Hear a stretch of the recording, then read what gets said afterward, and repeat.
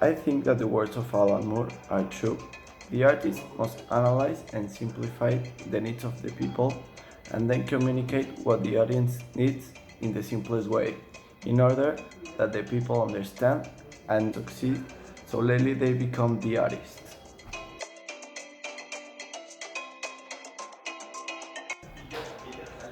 David Orr is a recognized photographer. Recently, he created a new collection called Perfect Vasos, in which he took photographs of skulls from the Museum of Medical History.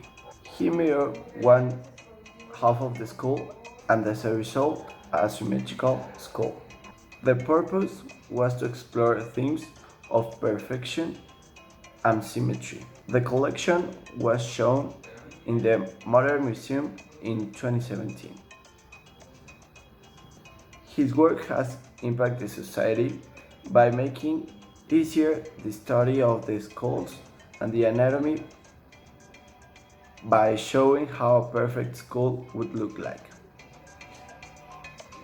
The purpose of this photographer is to remove the taboo that the society in general have about death and make death a more social theme.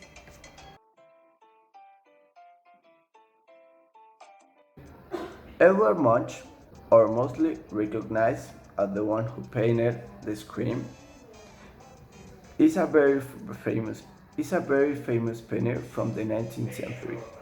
The painting called Death in the Sick Room portrays the death of his sister, Sophie.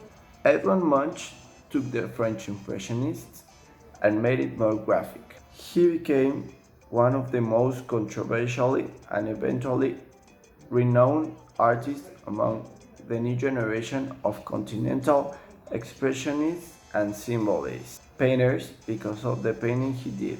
We can clearly see that the purpose of Edward Munch was to retract the pain he was suffering at that moment. Helen Shin is an illustrator who explores death as a message and a metaphor. The purpose of her drawings are to deal with her own depression and all the hard times she has been through. Although she's a great artist, she hasn't had any impact in the society and she's not a recognized artist.